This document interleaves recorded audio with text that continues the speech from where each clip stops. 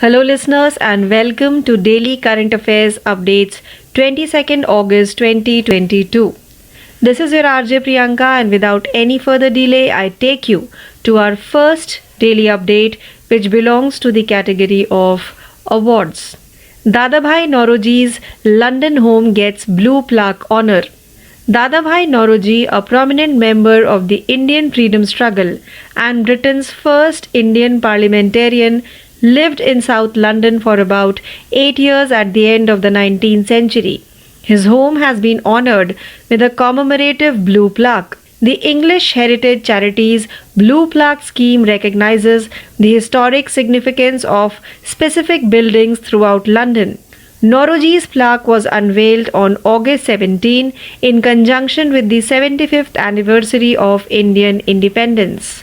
Let's move further to our second daily update, which belongs to the category of international. William Ruto elected Kenya's next president. Kenya's deputy president William Ruto has been elected as the country's next president according to the Kenyan Electoral Commission.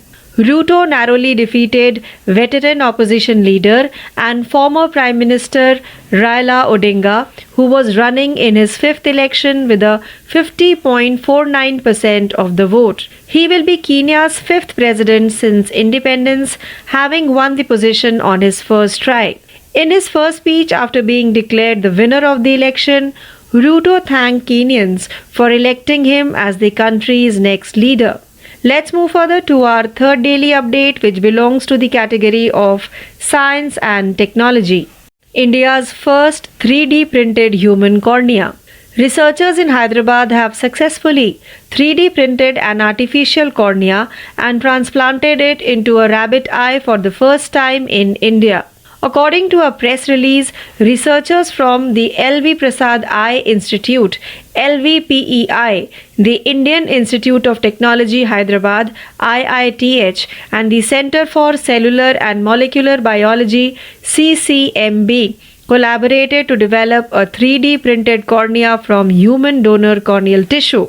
According to the company, the product is completely natural, contains no synthetic components, is free of animal residues, and is safe to use in patients. Let's move further to our fourth daily update for today, which belongs to the category of national. India to start supplying petrol with 20% ethanol from April 2023. In order to reduce its reliance on oil imports while also addressing environmental concerns, India will begin supplying petrol with 20% ethanol blending at select petrol pumps in April of next year. Following that, the government will gradually increase supply. Following the achievement of its 10% ethanol blending target ahead of schedule, the country has advanced the target of mixing petrol with 20% ethanol by 5 years to 2025. According to the country's oil minister, Hardeep Puri, ethanol will account for 1/5 of all gasoline by 2025. Let's move further to our fifth daily update for today, which belongs to the category of international. COVID booster vaccination approved first in the United Kingdom. The United Kingdom has become the first country to approve vaccine boosters targeting the COVID-19 Omicron variant. The Moderna shot approved in the United Kingdom is bivalent, which means it contains half of the original strain of COVID-19 and half of a new formulation designed to combat the original Omicron variant, also known as BA.1. Researchers in the United Kingdom discovered that the Moderna created Omicron booster triggers a strong immune response against both the original 2020 coronavirus strain and the original Omicron variant. Let's move further to our sixth daily update, which belongs to the category of banking. Karnataka Bank launches term deposit scheme KBL Amrit Samriddhi. To commemorate 75 years of independence, Azadi Ka Amrit Mahotsav, Karnataka Bank has introduced the KBL Amrit Samriddhi term deposit. The annual interest rate on this 75-week, 525 days term deposit scheme is 6.10%. Karnataka Bank, portraying the rich patriotic tradition and values, has always been ready to meet the aspirations and dreams of its valued patrons. With the new product KBL Amrit Samriddhi, the bank extends the benefits of an increase in the interest rates to our customers, Mahabaleshwara MS, MD and CEO of the bank said. Let's move further to our 7th daily update, which belongs to the category of agreement. Odisha government signed an MOU with NIOT for protecting its coastline. The Odisha government has signed an agreement with the National Institute of Ocean Technology (NIOT) to protect its coasts. The memorandum of understanding was signed by Water Resources Department Engineer in Chief B.K. Mishra and Dr. G.A. Ramdas, Director of NIOT Chennai. The National Institute of Ocean Technology, which is part of the Ministry of Earth Sciences, in the country's premier institute for ocean engineering and coastline production. Odisha has a 480-kilometer long coastline that is vulnerable to natural disasters. Let's move further to our 8th daily update, which belongs to the category of appointment. 4 independent directors reappointed by Government of India to RBI's Central Board. The government announced the reappointment of 4 independent directors to the RBI board for a 4-year term.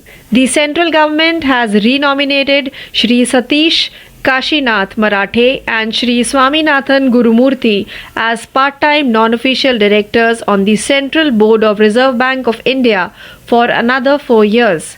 Meanwhile, Revati Iyer and Sachin Chaturvedi were renominated by the centre as part-time non-official directors on the Central Board of the Reserve Bank of India for a 4-year term following the completion of their current tenure.